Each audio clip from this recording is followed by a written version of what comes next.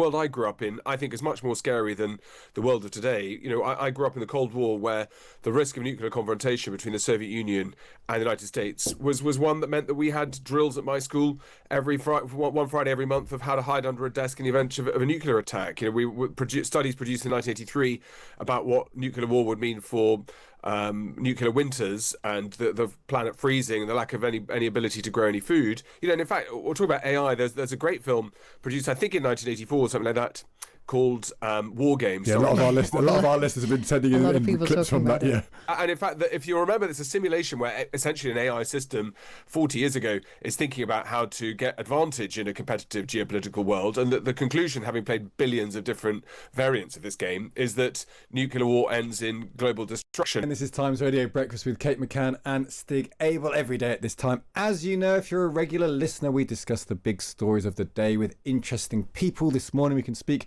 who we've been calling, and I think she doesn't mind it, the future-facing journalist and broadcaster Jenny Kleeman. Morning, Jenny. Good morning. And we're going to be talking about the past and the future today, so we do need your expertise. We're also going to be talking to the master of the past, of course, as well, Professor of Global History at the University of Oxford, Peter Frankopan, who I think can join us now through the majesty of technology. Morning, Peter. Morning, Stig. How are you doing? Very good. Good to have you both with us. Here are some of the stories we've covered so far this morning on Times Radio Breakfast. The Veterans Minister Al Khans has told the Times General and the Journalist podcast that the UK could be in a major military confrontation in as little as 3 years, and that we're not ready.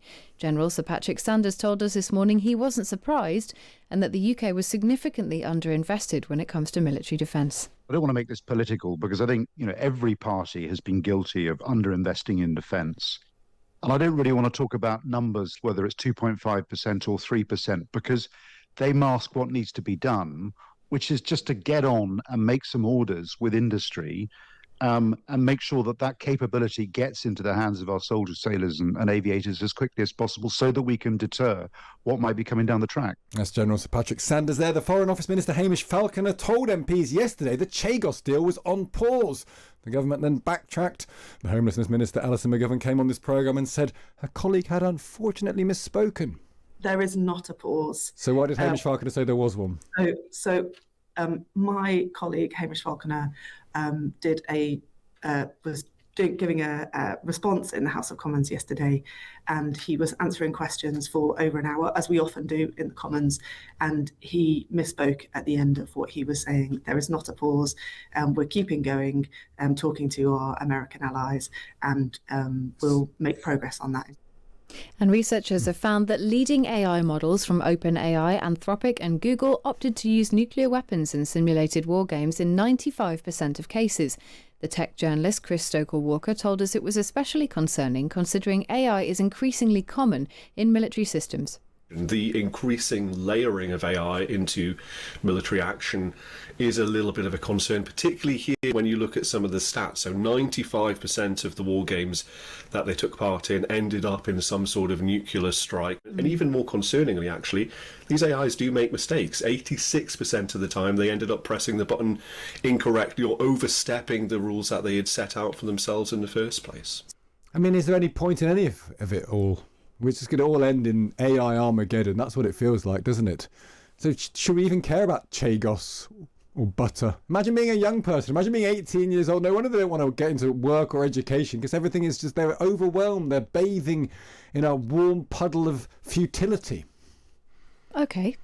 Should we talk about some of those things? Yeah, let's talk about some of those things. We have had two stories about war today. One came out of an interview with the Defence Minister Al Khans, who told the General and the Journalist podcast that the UK could be in a military confrontation in just 3 years. The other is that one that Stig's talking about there, about how AI programmes tended to end up destroying the planet in a nuclear war when they played war games. Although I should say it's not clear whether they knew that it was a simulation or whether they thought it was real life. And Chris Stoker-Walker did tell us that AIs do have a tendency to mess around and maybe game things when they think they're being watched. So we can't know. I'm not sure that's that reassuring. It's not hugely reassuring. But Jenny, I suppose it is a big part of this conversation, isn't it? Because we are going to have AI increasingly integrated into military systems. We need to really understand better what we're talking about, the difference between large language models and operating system models, which are given very clear guidance and guidelines which they would work within. Absolutely. And from what I can tell, this experiment was done using large language models like ChatGPT and Claude. And large language models are sycophantic, as you'll know if you've used one.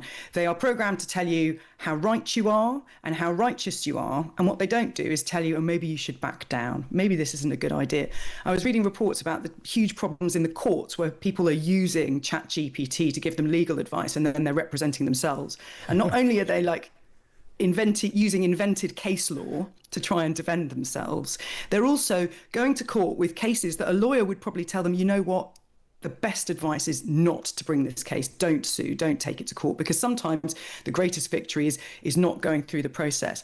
So large language models will end up being belligerent because they're always going to suck up to us and tell us how right we are and how we shouldn't back down. And I think that tells us something about humanity as much as it does about these models, because we've designed something that gives us constant reassurance, that tells us how brilliant we are, and that might actually lead to the destruction of the planet. I mean, the other way of looking at it, Peter, is that what these models recognised is that nuclear weapons are, when you're in a system of confrontation, when you're in that kind of strategic moment, a nuclear weapon is often the biggest and most sort of useful button to push. It's not one that many humans would want to push themselves, but I suppose they are not humans. I mean, how do we navigate this? How do we deal with these systems which are not human but are incredibly useful in this context? Well, they're not useful in the context if it ends up destroying us all. Look, I think with all these issues, one of the key questions is about regulation and about the fact that lawmakers in parliaments all around the world can't keep up with the change of technology. I think that's a primary problem. So, as far as large language models go, or even small language models go, the consequences are relatively modest. I mean, if lawyers try and make up case law, or historians make up sources that don't exist and misquote them, that's something that gets fixed. I think when you have integration into complex systems and you leave autonomous systems to be able to control those or interface with them, then you've got major problems. So, of course, if you have high levels of automation in things like your energy system, your water system, your healthcare, the parameters of a model is to try to produce optimization.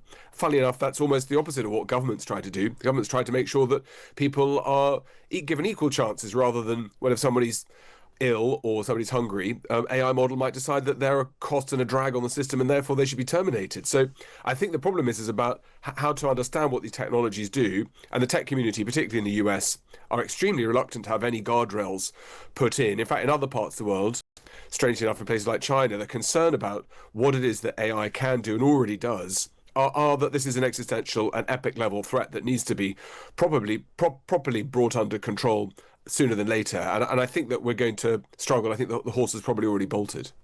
Jenny, does it scare you? Does this kind of stuff scare you?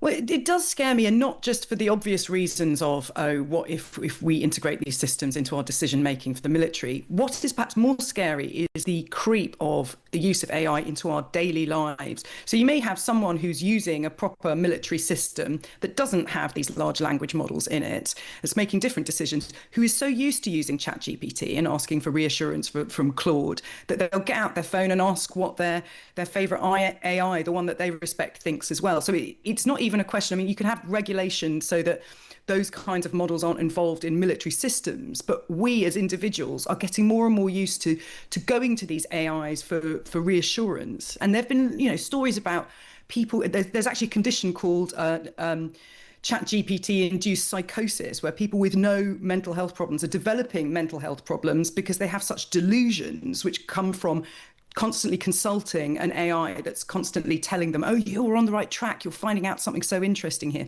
People are so used to having this constant companion that they can check and that they can speak to and consult, that it kind of doesn't matter if the official systems that we're using are robust and won't allow for these mistakes to be made, because we're so used to using other systems on our phones in our daily lives that we'll be getting information from them anyway that might be not just a hallucination, but a sort of dangerous constant reassurance or a constant kind of delusion that we're taking into the real world beside us all the time. Peter, from a historical point, I'm very conscious that I'm beginning to feel gloomy about the future of humanity. And very serious, I sound glib when I say it, but I think it's now not impossible that 20 years' time, the world will end. I don't think that's completely, when it comes to humanity, I think it sounds a ridiculous thing to say. I think it's no longer a ridiculous thing to say. But I'm aware that throughout history, millenarians, various people have predicted the end of the world in 1000 and in 1500. People have done this all the time. The doom-mongering industry is a very historical product of humanity's thinking. Are we right to be? Am I right? Are you right? Are we right to be more worried now than they were 1,000 years ago? Well, people were worried often for reasonably good reasons, whether it's about religious convictions or about the fear of what tomorrow and today look like. I mean, I'm much older than you, Stig, so the world I grew up in, I think, is much more scary than the world of today. I grew up in the Cold War, where the risk of nuclear confrontation between the Soviet Union and the United States was one that meant that we had drills at my school one Friday every month of how to hide under a desk in the event of a nuclear attack. Studies produced in 1983 about what nuclear war would mean for nuclear winters and the planet freezing and the lack of any ability to grow any food. And in fact, we'll talk about AI. There's a great film produced, I think, in 1984 or something like that, called War Games. Yeah, a lot of our listeners have been sending in clips from that. Yeah, and in fact, if you remember, it's a simulation where essentially an AI system 40 years ago is thinking about how to get advantage in a competitive geopolitical world, and the conclusion, having played billions of different variants of this game, is that nuclear war ends in global destruction, and therefore the recommendation of